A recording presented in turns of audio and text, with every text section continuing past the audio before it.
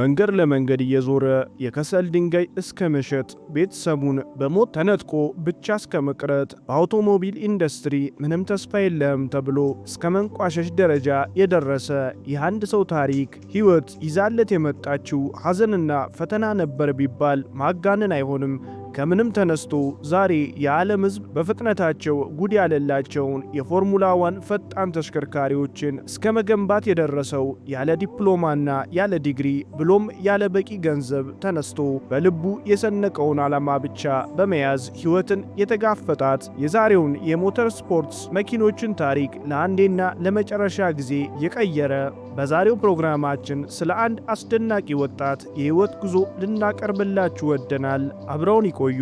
ዛሬ ላይ $40 ቢሊዮን የሚገመተውን የፌራሪ የመኪና አምራች ድርጅት ለዚህ ስኬት መብቃቱ በአንድ ሰው ምክንያት ነበረ። ታሪኩ ወደ ቀድሞዋ ጣሊያን 200 ዓመታትን ወደ ኋላ ይወስደናል። ጊዜው እንደ አውሮፓውያን አቆጣጠር 1889 ዓመተ ምህረት ነው። በሰሜናዊው የጣሊያን ሰፈር ሞዴና አንድ አስደናቂ ልጅ ይወለዳል። ኤንዞ አንሴልሞ ፌራሪ ለቤተሰቡ ሁለተኛ ልጅ ነበር። በጊዜው ሞዴና ከተማ ለአፍታ እንኳን ጸጥታ የማይሰፍንባት ከተማ ነበረች። ጊዜው የኢንዱስትሪ አብዮት በአውሮፓ ሀገራት የተጀመረበት ሰሞን ነበርና በየሰፈሩ የብረታ ብረት ወርክሾፖች ይስተዋሉ ነበር።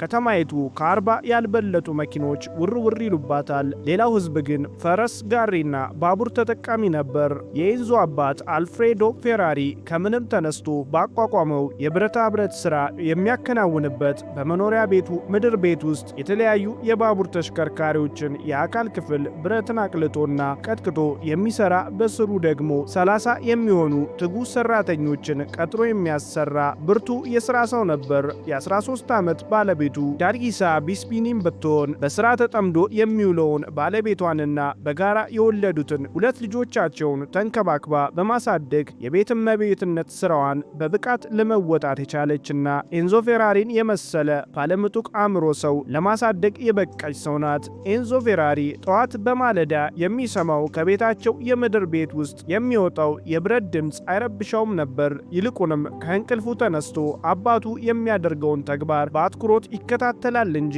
አልፎም አባቱን አንዳንድ ዕቃዎችን በመወልወልና እንዲሁም መልእክቶችን ከቦታ ቦታ በማስተላለፍ አባቱን በፈቃደኝነት ያገለግል ጀመር። በጊዜ ሂደት ጠቃሚ የሆነ የአመራር ጥበብን ከአባቱ ሊቀስም ቻለ። እንደ አውሮፓውያን አቆጣጠር በ1908 ዓ.ም አባቱ አልፍሬድ ፌራሪ ኤንዞን ወደ መኪና ውድድር ጨዋታዎች በሚወስደው ወቅት የመኪኖች ፍጥነትና ቅልጥፍና ልቡን ገዝቶታል። ታዋቂው ሰው ፌሊኮ ናዛሮ የመጨረሻዋን የአሸናፊነት ድሉን 100 ኪሎ ሜትሮችን በሰዓት እያሽከረከረ በፍጥነት ሲገባ ተመለከተ። አንድ ጊዜ ኦፔራ ሙዚቃ ቀንቃኝ፣ ሌላ ጊዜ ደግሞ የስፖርት ጋዜጠኛ እሆናለሁ ብሎ ያመነታ የነበረው ልቡ በመኪኖች ብቃትና ፍጥነት ተረታ።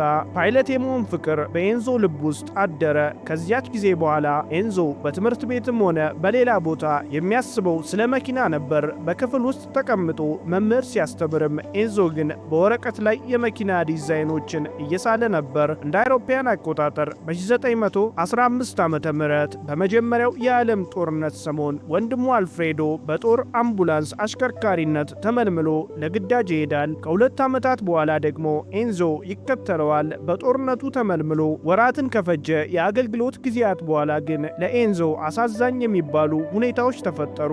አባቱ አልፍሬዶና ታላቅ ወንድሙ በተመሳሳይ ዓመት በሕመም ምክንያት በሞት ያጣቸዋል። አሁን አባቱ ይሰራበት የነበረው ወርክሾፕ ተዘግቷል። ዲፕሎማና ዲግሪ የሌለው ኤንዞ ፊያት መኪና አምራች ድርጅት ውስጥ ለመቀጠር ቢያመለክትም ጥያቄው ውድቅ ሆኖበታል። ቤተሰቡን ለመርዳት በአንጥረኛነትና ቤት ለቤት የከሰል ድንጋዮችን እያዞረ በመሸጥ ላይ ይገኛል። በልቡ ውስጥ የነበረው ትልቅ ዓላማው ተቀብሮ እንዳይቀር ግን ኤንዞ አንድ ነገር ማድረግ እንዳለበት ያውቃል። እንደ አውሮፓውያን አቆጣጠር በ1919 ዓ.ም ሲኤምኤን በተባለ ሚላን ውስጥ በሚገኝ አንድ የመኪና አምራች ካምፓኒ ውስጥ በቴስት ድራይቨርነት ወይንም የምርቶችን ጥራት ብቃት የሚመዝኑ የመኪና አሽከርካሪዎች መሃል ለመቀጠር ቻለ።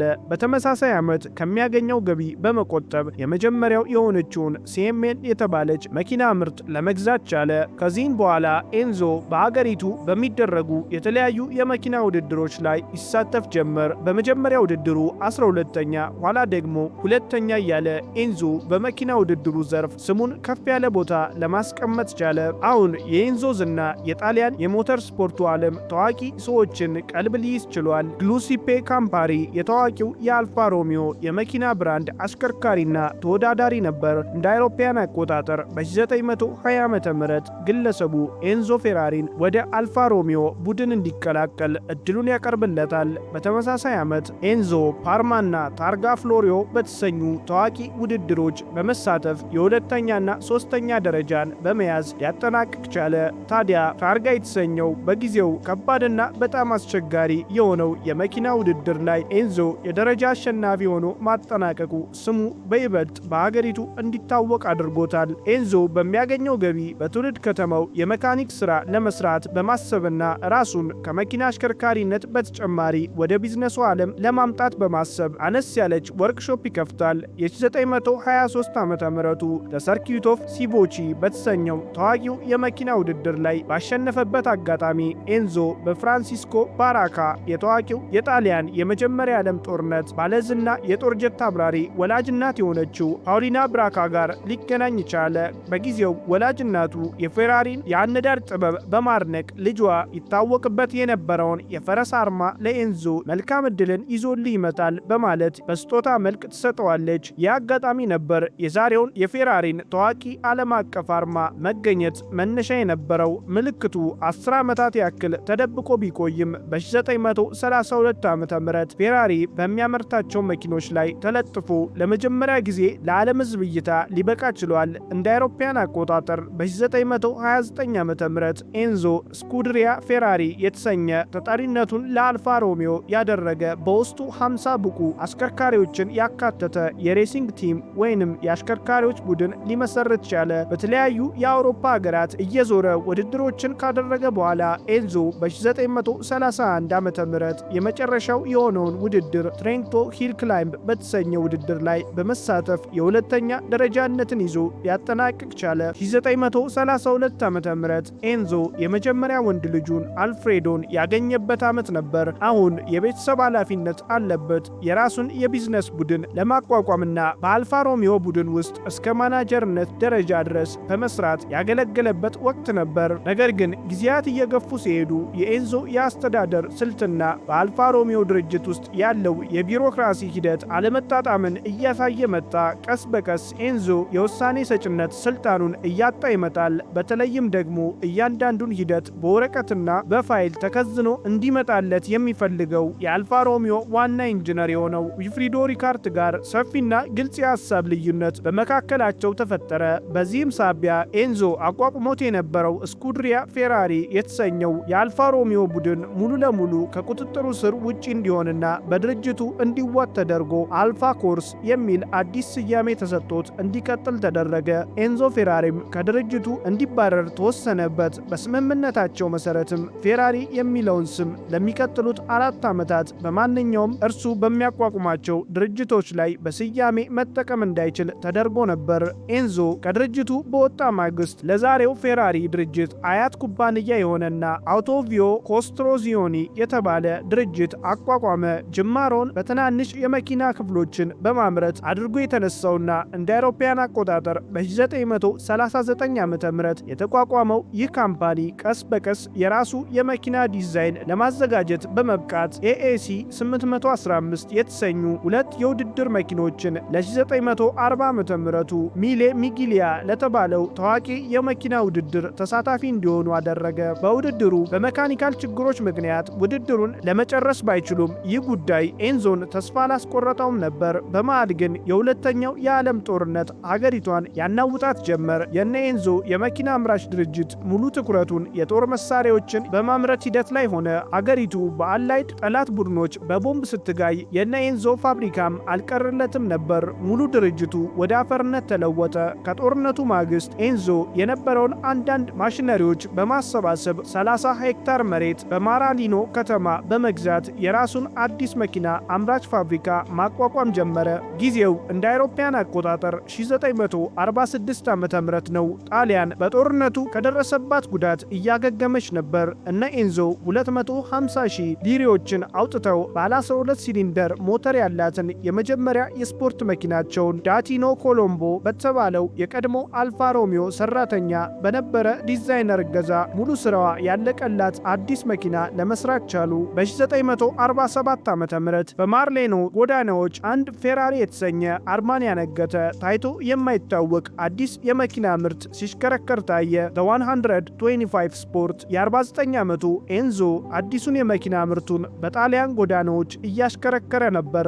ይህ ጅማሩ ይበልጥ ስኬቱን ያገኘው ከሁለት ወራት በኋላ በተካሄደው ግራንድ ፕሪክስ ኦፍ ሮም በተሰኘው የመኪና ውድድር ላይ በሰዓት 210 ኪሎ ሜትሮችን እየጋለበ የአንደኝነት ደረጃን በያዘበት ወቅት ነበር። እንደ አውሮፓውያን አቆጣጠር በ1951 ዓ.ም የፎርሙላ 1 የመኪና ውድድሮች ጅማሯቸውን ያገኙበት ወቅት ነበር። ኤንዞም ጊዜውን ሳያጠፋ አስቀድሞ ከሰራው ስፖርት 125 በተሰኘው የመኪና ብራንድ ላይ ማሻሻያ በማድረግ ለውድድሩ ብቁ የሆነ ባለ 230 የፈረስ ጉልበት ኃይል ያለውንና በሰዓት 240 ኪሎ ሜትሮችን የሚነጉደውን የስፖርት መኪና አቀረበ። በፎርሙላ 1 ታሪክ የመጀመሪያዎቹ ዓመታት የባላንጣው አልፋ ሮሚዮ መኪኖች አሸናፊነትን ተቆናጠው ቆይተው ነበር። ከ1951 ዓ.ም በኋላ ግን ነገሮች ተቀያየሩ። የኤንዞ ፌራሪ መኪኖች ከአሸናፊነት ሊያስቆማቸው የቻለ ማንም ተወዳዳሪ አልነበረም። ሲልቨርስቶን ግራንድ ፕሪክስ በተሰኘው የፎርሙላ 1 ውድድር ፍሪሊያን ጋዛሌስ የተባለ አሽከርካሪ የኤንዞን መኪና እያሽከረከረ ለፌራሪ የመጀመሪያ የሆነውን የፎርሙላ 1 ውድድር ድል ሊቀዳጅ ቻለ። ከዚያ በኋላ ግን አልቤርቶ አስካሪ የሚባል ግለሰብ እየዘወራቸው የፌራሪ ምርቶች ከ1952 እስከ 1953 ዓ.ም ባሉት ጊዜያት ብቻ 9 ተከታታይ ውድድሮችን በአንደኝነት ሊያጠናቅቁ ችለዋል። በዚህ መሃል ግን ኤንዞ ሌላ የልብ ስብራት ያጋጥመዋል። እንደ አውሮፓውያን አቆጣጠር በ1956 ዓ.ም የኤንዞ የመጀመሪያ ወንድ ልጅ አልፍሬዶ በቅጽል ስሙ ዳይኖ በነርቭ ችግር ሳቢያ በ24 ዓመቱ ከዚህ ዓለም በሞት ይለያል። አሁን ኤንዞ በአባቱ በወንድሙና በልጁ ሕይወተ ህልፈት ሳቢያ ትልቅ ሐዘን ውስጥ ገብቷል። የልጁን የቀብር ስነ ስርዓት እንኳን አልታደመም ነበር። ቤተሰቦቼ በሐዘን ፊታቸው ሲኮማተር ማየት እኔን ይበልጥ ይጎዳኛል በማለት ይናገራል።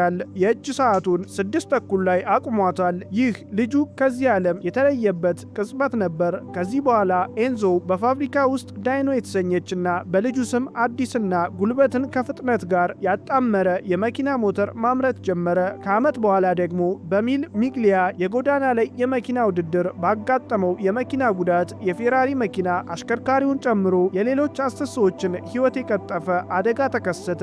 ይህ ለኤንዞ ሌላ የልብ ስብራት ነበር። 1950ዎቹ ለኤንዞ በድልና በሐዘን የታጀበ ዓመታቶች ነበሩ። በ1961 ዓ.ም ኤንዞ ፌራሪ ያመረተው ዳይኖ 156 ሞዴል መኪና የፎርሙላ 1 ውድድሮችን ተቆጣጥሮት ነበር።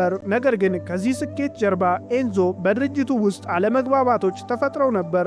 አሁን በካምፓኒው የሚሰሩት ዲዛይነሮችና ኢንጂነሮች የበለጠ ጥሩ አካባቢ ያለው የመስሪያ ቦታና የውሳኔ ሰጪነት ስልጣን እንዲሰጣቸው የጠየቁበት ሰዓት ነበር።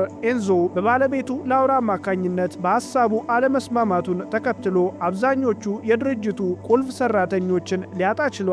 በዚህ ሰዓት ነበር የፌራሪ ባላንጣ እንደሆኑ የሚነገርላቸው ፎርድ እና ላምበርጊኒ የመኪና አምራች ድርጅቶች የፌራሪን መኪኖች በውድድር ሜዳ ሊፈትኑ የቻሉት። በ1966 ዓ.ም የሌማን የ24 ሰዓቱ የመኪና ውድድር ላይ የፎርድ መኪኖች ከ1 እስከ 3ኛ ደረጃ በብቃት ሲያሸንፉ በፌራሪ ካምፓኒ ውስጥ ያለው አሰራር የተናጋ እንደነበር አመላካች ነበር። በ1969 ዓ.ም ፌራሪ ፊያት ለተሰኘው ድርጅት 50% የድርጅቱን ሼር ኋላ ደግሞ በ1988 ዓ.ም 90% የሚሆነውን ድርሻ ሊሸጥ ችሏል። ቀሪው 10% ድርሻ ግን አሁንም ድረስ በልጁ ፒየሮ ፌራሪ ስር እንዲሆን ተደረገ። እንደ አውሮፓውያን አቆጣጠር በ1973 ዓ.ም በአገሪቱና በመላው አውሮፓ የተከሰተው የነዳጅ ዘይት እጦት መላውን የመኪና አምራች ኢንዱስትሪ ያናወጠ ክስተት ነበር። ነበር። ምንም እንኳን የኤንዞ መኪኖች በየውድድር ጎዳናው አሸናፊነትን በማግኘት ድልን መቀዳጀታቸውን ቢቀጥሉም ኤንዞ ግን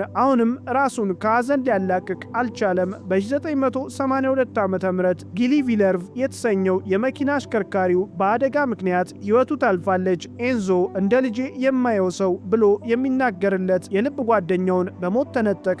ከዚህ ጊዜ በኋላ ኤንዞ ቀሪውን የሕይወቱን ጊዜ በዝምታ ነበር ያሳለፈው። ወደ ካምፓኒው በሌሊት ቀድሞ ይገባል፣ ከሥራ በኋላ ዘግይቶ ይወጣል። አለቀ። የእርሱ ሕይወት ይህ ነበር። ባለ 478 የፈረስ ጉልበትና ባለ 8 ሲሊንደር የመኪና ሞተርን አካቶ የያዘው በብዙ አሽከርካሪዎቹ ዘንድ ስለ ብቃቱ የተመሰከረለት ዳኤፍ40 የተሰኘው የመኪና ብራንዱ በኤንዞ የሥራ ዘመን ይሁንታን ያገኘ የመጨረሻው የመኪና ሞዴል ነበር። ከዚህ በኋላ ግን አይቀሬው ሞት የኤንዞን በር አንኳኳ። በ90 ዓመቱ በ1988 ዓ.ም ከዚህ ዓለም በሞት ተለየ። የዚህ ድንቅ የፈጠራ ሰው ልብ ምት ቢያቆምም ገንብቶት የነበረው ግዙፍ ድርጅት ግን አስደናቂ የመኪና ምርቶችን ማምረቱን አላቆመም ነበር። በ2015 ዓ.ም ፊያት ክሪስለር አውቶሞቢል የፌራሪን 9% ድርሻ ለሕዝብ ተደራሽ ይሆን ዘንድ በኒውዮርክ ስቶክ ኤክስቼንጅ ላይ በመሸጥ $893 ሚሊዮን ለማሰባሰብ ቻለ። በ2016 ዓ.ም ፌራሪ የራሱ የሆነ ብራንድ በመገንባት $63 ቢሊዮን የሚገመት ግዙፍ ኩባንያ ለመሆን በቃ። በሞተር ኢንጂኖች ፍቅር የተነደፈው ብቸኛው ሰው የዛሬዎቹን ድንቅና አስገራሚ ፍጥነትን ከውበት ጋር አዳምረው የያዙ የፈጠራ ውጤቶችን ለዓለም እንካቸው ያለው ባለምጡቅ አእምሮ ባለቤት የኤንዞ ፌራሪ የሕይወት ታሪክ ይህን ይመስል ነበር። በሌላ አዝናኝና አስገራሚ ዝግጅት በድጋሚ እስከምንገናኝ ድረስ ሰላም ሁኑ።